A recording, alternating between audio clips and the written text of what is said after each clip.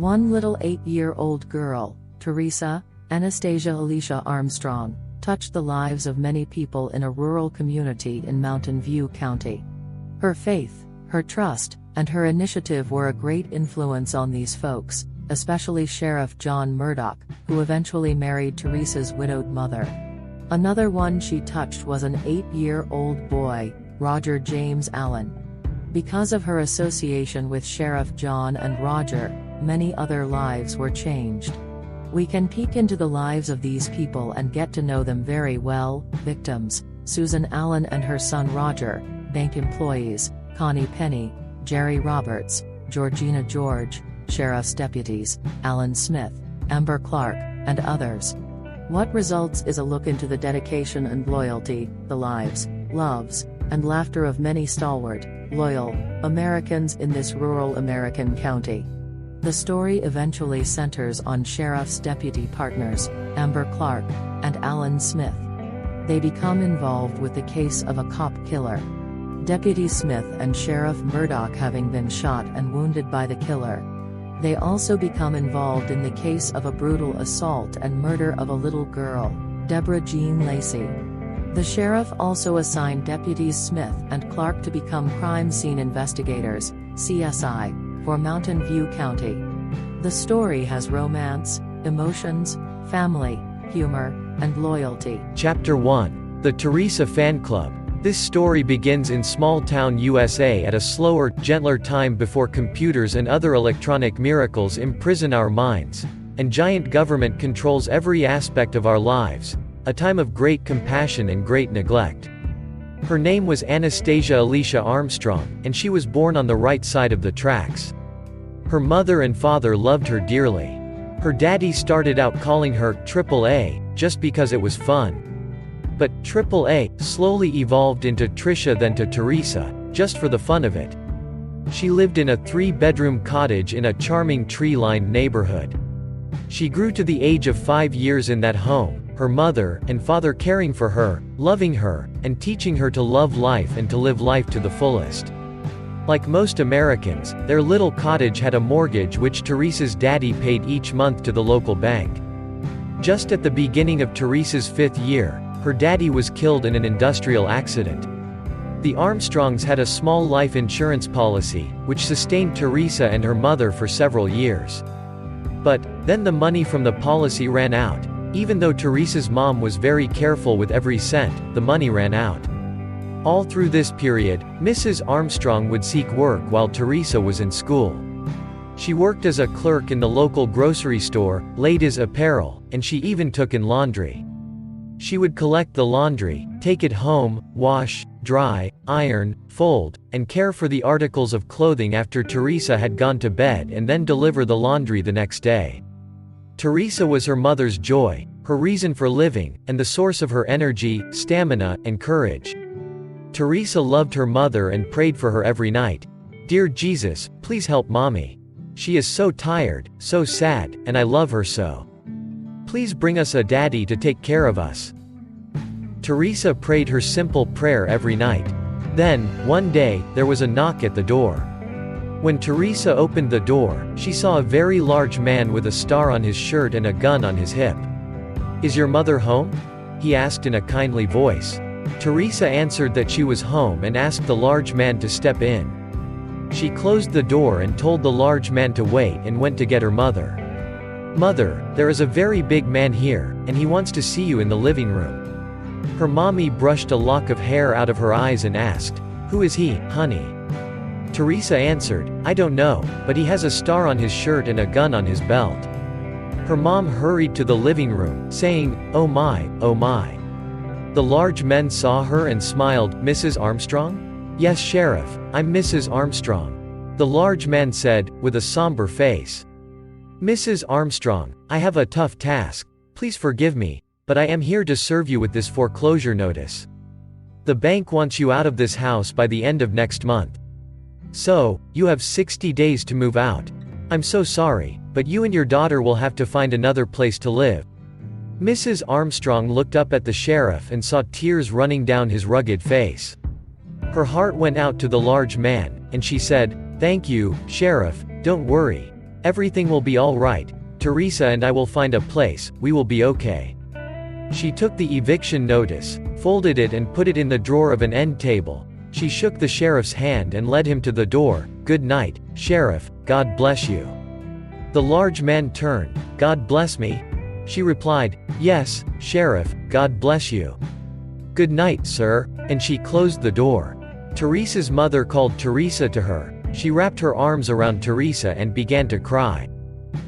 Teresa patted her mother's back and asked, "Mommy, what's the matter?" "Teresa, the bank is going to make us move to another house." Teresa asked, "Why?" Her mother said, "Because we can't pay the bank for our mortgage. Without your daddy here to pay the bank, we will lose our little home." This put Teresa to thinking. She had a piggy bank. She would take her piggy bank to the bank and maybe Mommy, and she could stay in the little cottage on the beautiful tree-lined street. "I'll just take my piggy bank to the bank after school and give it to the bankman." That is just what she did. In the bank, she asked a bank lady to take her piggy bank. "Please," she said to the bank lady, "could you take my piggy bank and let Mommy and me stay in our little house?" The bank lady was genuinely touched and asked Teresa for her name. Teresa answered with a great big smile, "My name is Anastasia Alicia Armstrong, but Mommy calls me Teresa." "Why does your mommy call you Teresa?" the curious bank lady asked. "I don't know, she just does. It's okay, I like it." "You said your name was Armstrong?" asked the bank lady. "Yes," she replied, "my name is Anastasia Alicia Armstrong." The bank lady walked over to talk to another bank lady, who looked over at Teresa and shook her head with a gentle smile on her face. Teresa liked both of the bank ladies, they seemed very kind. Both bank ladies came over where Teresa stood and took the piggy bank and shook out all of Teresa's money.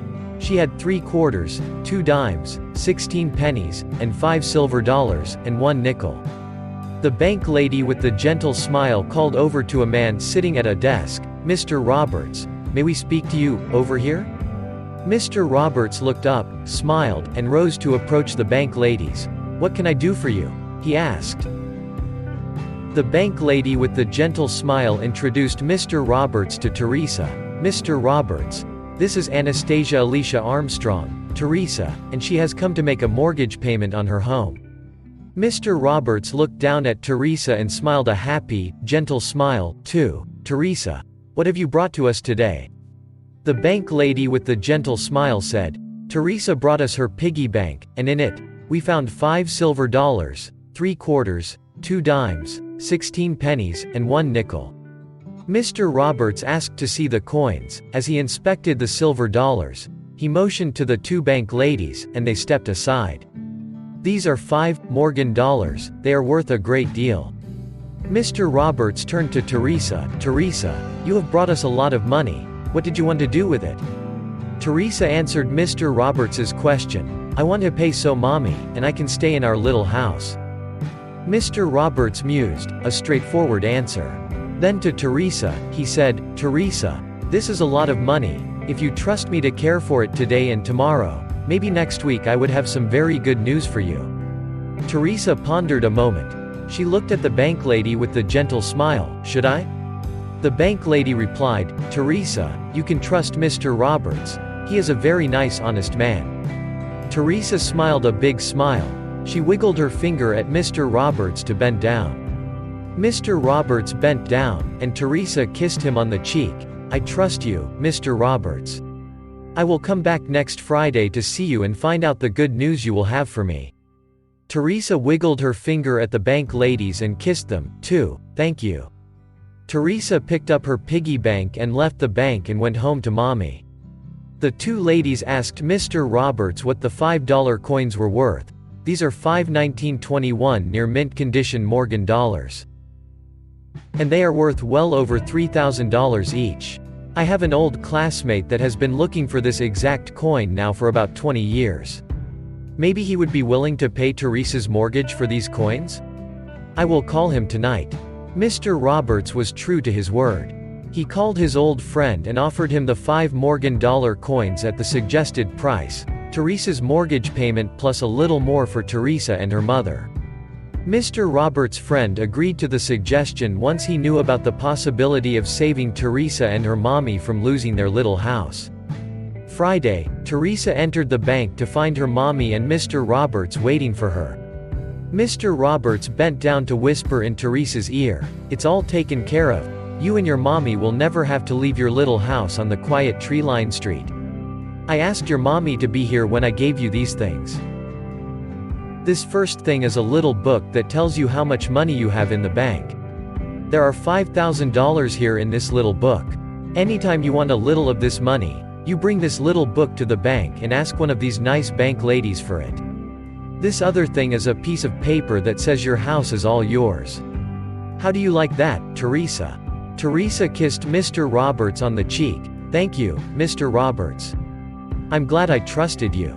Then she turned to the two bank ladies and kissed them, too. "Thank you, bank ladies." Teresa was profuse in her expression of gratitude. Everyone around smiled, and some cheered. Teresa and her mommy smiled, and as they left the bank, Teresa waved to everyone, saying, "Goodbye." Hand in hand, Teresa and her mommy walked happily home. As they approached their little house, a big black car with a gold star on the door slowed to a stop. The very large man opened the window and leaned out. "Mrs. Armstrong?"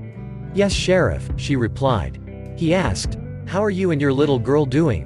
"Oh, we're doing fine. Mr. Roberts at the bank did something with Teresa's piggy bank, and we can stay in our little house."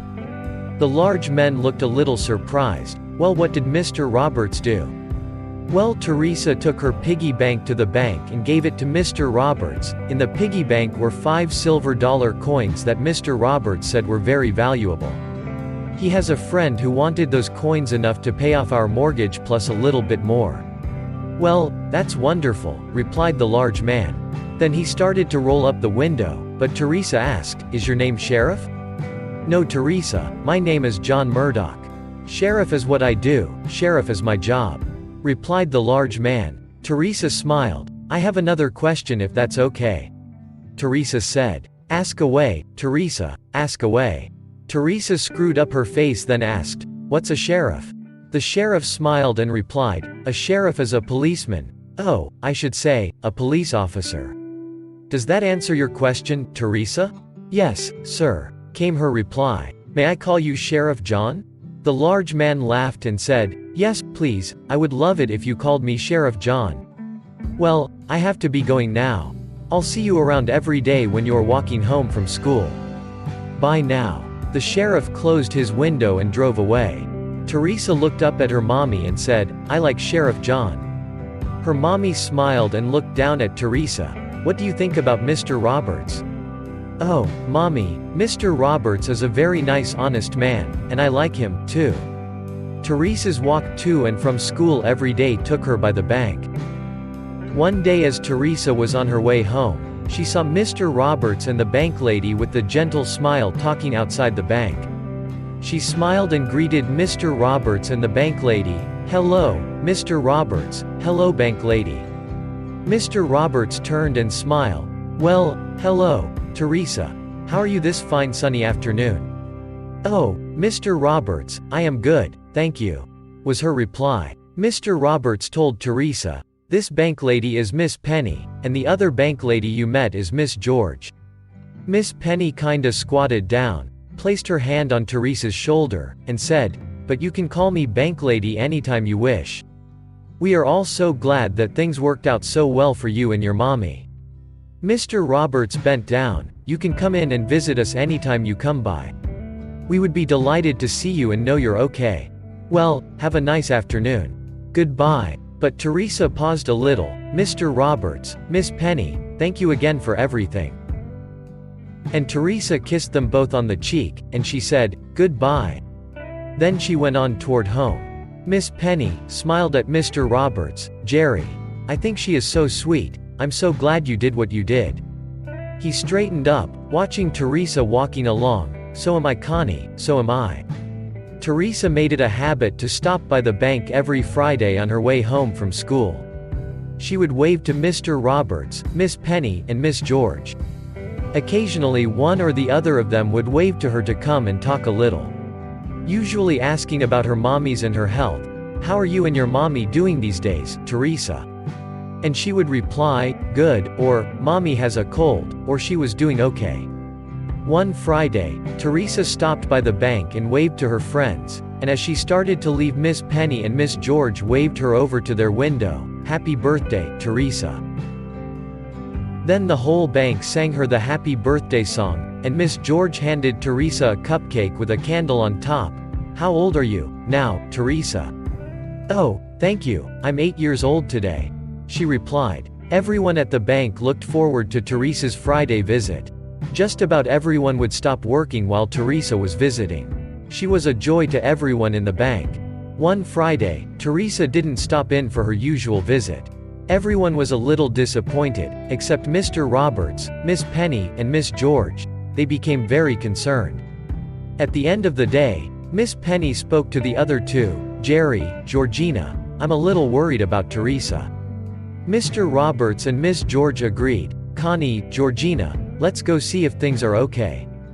Mr. Roberts said, "I have the address. Let me drive us over to her house and see." So, everyone piled into Mr. Roberts's little car, and he drove to the Armstrongs' house. They all got out and knocked on the door. After a moment, a weary Mrs. Armstrong answered the door. "Oh, Mr. Roberts, Miss Penny, Miss George, what can I do for you?" Mr. Roberts said, "Teresa didn't stop by this afternoon, and we are just a little concerned. Is Teresa all right?" The weary mommy sighed. "She seems to be very sick. I don't have a way to get her to the hospital, and I am very worried." Mr. Roberts turned to the others and said, "I'll take Teresa and her mommy to the hospital, but I will have to take you two back to the bank first. My car just doesn't have the room for all of us." Miss George said, "Oh, Mr. Roberts, we can walk. If Teresa can walk it, so can we. You just help Teresa." The two bank ladies let themselves out and began the short walk back to the bank in their own cars. Mrs. Armstrong went and bundled Teresa up and brought her out, and Mr. Roberts picked her up and carried her to his car and put her in the back seat. Mr. Roberts opened the car door for Mrs. Armstrong, saw that she was seated, and drove them to the hospital. At the hospital, Mr. Roberts carried Teresa into the emergency room while Mrs. Armstrong registered her daughter to be seen. Mr. Roberts kept a close hold on Teresa while they waited. After a time, a young doctor came to the waiting room, and he called Anastasia Armstrong. Mr. Roberts carried Teresa over to where the doctor stood. "This is Anastasia. But everyone calls her Teresa." The young doctor took Teresa and motioned for Mrs. Armstrong and Mr. Roberts to follow. In a small examination room, the doctor spoke to Teresa. "Okay, Teresa, let's see what the problem is." He stuck a thermometer in her mouth and waited, then looked at the instrument, 103. Then he took out his stethoscope and spoke to Teresa. "Teresa, please let me listen to your chest. Lift up your shirt, please." Teresa smiled and lifted her shirt. "Take a deep breath," the doctor told Teresa. And she took as deep a breath as she could and she began to cough. The doctor listened to several places on Teresa's chest and back. "I need to take her back to X-ray. We will be back in a few minutes." The young doctor put Teresa in a wheelchair and pushed it out of the room. After about 20 minutes, the young doctor wheeled Teresa back into the examination room where her mommy and Mr. Roberts waited. "Well," he began, "Teresa has pneumonia. I'm so happy you brought her in. A little antibiotic and rest, and she will be right as sunshine and rain." The young doctor looked at Mrs. Armstrong and Mr. Roberts. "Mr. and Mrs. Armstrong, you just need to see that Teresa rests. She'll be back in school in a week." Mr. Roberts replied, "Sadly, I'm not Mr. Armstrong. I'm just a friend of the Armstrongs. Mr. Armstrong was killed about 3 years ago." The doctor looked a little uncomfortable. "I'm sorry, I just assumed." "It's okay. Teresa is a very special friend and customer at my bank. My name is Jerry Roberts. I'm so glad to meet you, Jerry. I'm David Phillips. I'm new around here, but I intend to live here for a long time." Mr. Roberts shook the doctor's hand. "And this is Amanda Armstrong, Teresa's mommy." Dr. David took out a hypodermic needle and drew in a white fluid. Teresa, he said, "This is medicine that will help you get well. But, I have to stick it in your behind, and it will hurt. I am so sorry, but this is the best way to help you get better." Teresa gave a little smile. "Mr. Roberts, Mommy, will it be okay?" Mr. Roberts reached and patted Teresa's shoulder. "Teresa, you can trust Dr. David, I promise. He said the shot will hurt your bottom, but it will help you get well." Teresa's mommy patted her arm. "Yes, honey, it will be okay." And so, Teresa presented Dr. David her bottom, shut her eyes tight and screwed up her face, and whispered, "Okay." The doctor pulled her panties down, smacked Teresa's behind, then quickly injected the medicine. "There, all done." And he pulled her panties back up. The doctor's instructions were the same as we have all heard. Aspirin as needed every 4 to 6 hours, lots of rest and plenty of fluids. "And come back and see me sometime Monday afternoon." Jerry replied, "Amanda doesn't have a car. And, you know, this little town doesn't have a taxi. I would bring her, but we couldn't come until after 5. The doctor thought, and said, "I will come to your house, Mrs. Armstrong, about 3, to check on Teresa. If that would be okay." Amanda replied, "Oh, that would be wonderful.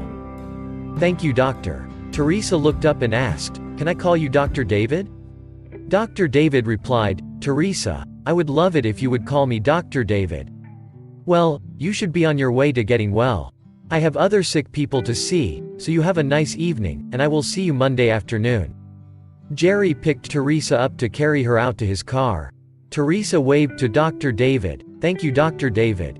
I'll see you soon." Jerry, Teresa, and Amanda drove back to the Armstrong house to see that big black car with the gold star on the door in the driveway and Sheriff John just walking to the front door of the house. As everyone got out of Jerry's car, Sheriff John turned. "Oh. There you are. I was a little concerned because the house was dark, and I hadn't seen Teresa for a couple of days." About that time, another car pulled up, and it was Miss Penny and Miss George. They had come to find out what was going on with Teresa. Teresa was very tired but thrilled to see her friends too. Amanda invited everyone in and suggested coffee. She would make cocoa for Teresa and coffee for everyone else. Everyone gathered at the dining table as Amanda went into the kitchen to start the coffee. Miss Penny went in with her to help make the cocoa. Jerry introduced himself to Sheriff John and then began to explain the problem of Teresa's pneumonia to Sheriff John, Miss George, and Miss Penny. Cocoa and coffee came, and everyone enjoyed themselves for about half an hour. Then Amanda said, "Teresa is thrilled to see all of you, but the doctor has ordered rest.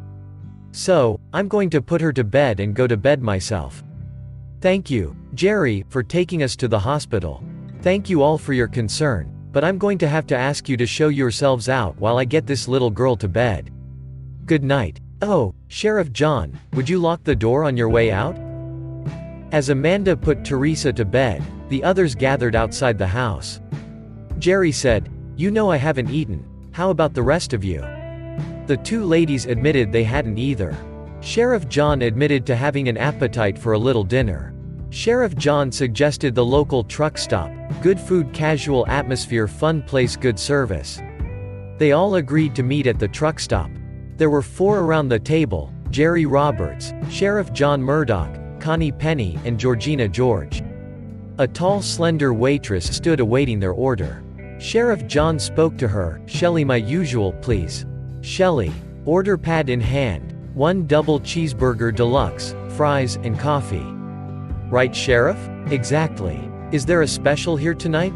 the 2 ladies asked. Shelley answered, "Too late for the special, but I would recommend the chicken cacciatore or the beef romanoff." About that time, a young man entered the diner looking a little lost, and Jerry recognized Teresa's doctor. "Dr. David," Jerry called, "over here." The young doctor looked up and came over to the table. The group moved around to make room, and he sat. Jerry said, "Everyone, this is Teresa's doctor.